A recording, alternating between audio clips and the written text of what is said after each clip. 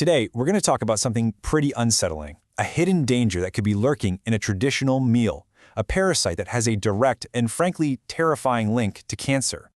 I mean, that's a shocking question, right? But for millions of people, the answer is a definite yes. And we're not talking about pesticides or preservatives here. We're talking about a living organism that you can actually eat. So let's get right into it. And here it is. This is Opisthorchis viverrini, also known as the Southeast Asian liver fluke. Now, its name actually tells you a little something about it. Opisto means behind, and orchis means testis, which refers to where its reproductive organs are. It might not look like much in this diagram, but get this.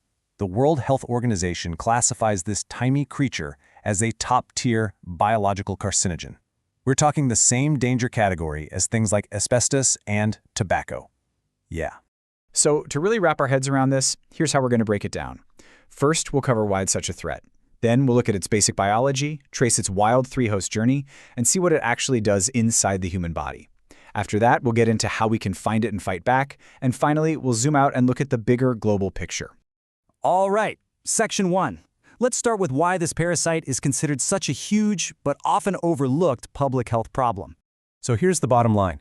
Getting infected with Opisthorchis viverrini is a major cause of diseases in the liver and bile ducts, what doctors call hepatobiliary disease. And if that infection becomes chronic, it can lead directly to a really nasty form of bile duct cancer. It's basically a silent killer, hiding in plain sight in certain dishes. Okay, so to really understand what we're up against, we need to know what this thing is. Let's dive into the basic biology and classify this little culprit.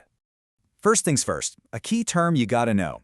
Opisthorchis viverrini is an endoparasite. The endo part just means within. So, unlike parasites that live on the outside of a host, like ticks or lice, this one sets up shop deep inside the body. Now, not all parasites are built the same. Some, like the one that causes malaria, are protozoa. They're just a single cell.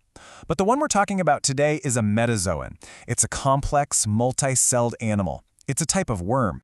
So what's its official address in the animal kingdom? Well, it's in the phylum Platyhelminthes, which is the fancy term for flatworms. Then it belongs to the class Trematode, which we just call flukes. And specifically, it's in a subclass called Digynia, a group that is famous for having these incredibly complicated life cycles that involve multiple different hosts. And that complex life cycle is exactly where we're going next.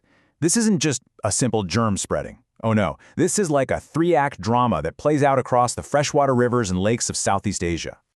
Okay, so here's the whole cycle in a nutshell. It all starts when the parasite's eggs, which come from an infected mammal, get eaten by a very specific type of freshwater snail. Inside that snail, the parasite completely transforms and multiplies like crazy. Then these new little guys are released into the water, where they hunt down and burrow into the flesh of freshwater fish. The whole cycle finally completes when a person, or another animal that eats fish, consumes that fish either raw or undercooked.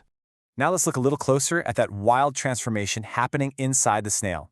The egg starts with a form called a miracidium. Once it's inside the snail, it turns into something called a sporocyst, which then makes radii, which then, in turn, pump out the final free-swimming stage, the cercaria. It's like a microscopic parasite factory, and it's all happening inside one tiny, unsuspecting snail. So what happens when the parasite actually makes it past our defenses and gets inside our bodies? Well, this is where the real trouble starts. The initial infection, the acute phase, can be so mild that people just brush it off. Maybe a little stomach ache or a slight fever. The real danger is the chronic phase. See, this fluke can live inside a person's bile ducts for decades, silently causing inflammation the entire time. This constant long-term irritation, caused by both its physical presence and all the toxic waste it produces, can eventually damage our DNA and trigger the changes that lead to cholangiocarcinoma. And that's a particularly aggressive and very difficult cancer to treat. So given how sneaky and silent this infection can be, how do we even find it? And more importantly, what can we do to fight it? Well, doctors have a whole toolbox they can use. The old-school classic method is microscopy, just looking for the parasite's tiny eggs in a stool sample. But today, we've got much more advanced tools. Molecular tests, like PCR, can spot the parasite's DNA. Serology tests look for the antibodies our own immune system makes to fight the infection. And antigen tests can actually detect proteins from the fluke itself. And this is where we get some good news. There is a very effective treatment.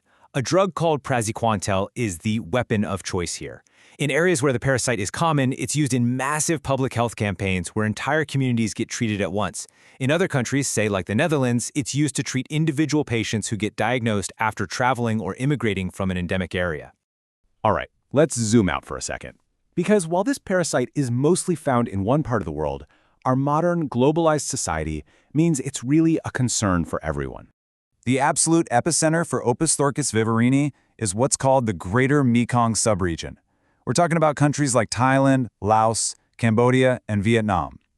In these places, eating raw or fermented freshwater fish dishes is a deep-rooted cultural tradition, which unfortunately puts millions of people at risk. But the story doesn't end there. This table shows how it becomes an imported disease in a place where you wouldn't expect it, like the Netherlands. The main risk groups are, as you'd guess, immigrants from that Mekong region and also travelers returning from there. So doctors are trained to look for specific signs, like high levels of a certain type of white blood cell and pain in the upper right part of the stomach. But the biggest challenge and the scariest part is that someone could have been infected decades ago and only develop cancer long after they've settled into their new home. So after all this complex biology and global epidemiology, the single most important takeaway is actually incredibly simple. The parasite cannot survive being cooked. Heat destroys it. That's it. Thoroughly cooking any freshwater fish is the #1 most effective way to prevent ever getting infected. And what's on the horizon? Well, researchers are pushing hard on a few different fronts. Developing an effective vaccine is, of course, a huge goal. Scientists are also digging into how this fluke interacts with our gut bacteria, our microbiome, to better understand the disease process. And there's a big push for better, easier diagnostic tools, maybe something like a simple urine test, to make it easier to screen large populations. Now, this explainer and the slides you've seen were put together using a Gemini deep search. If you want to dive even deeper into the science and read the original papers, you can find a detailed list of all the sources in the Notebook LM document that's linked in the description below. So if you learned something new today about this hidden danger in our food, and if you found this breakdown useful, please do us a favor and hit that subscribe button. We'd also love to hear what you think in the comments. Your feedback really helps us create more explainers on important topics just like this one. Thanks for watching.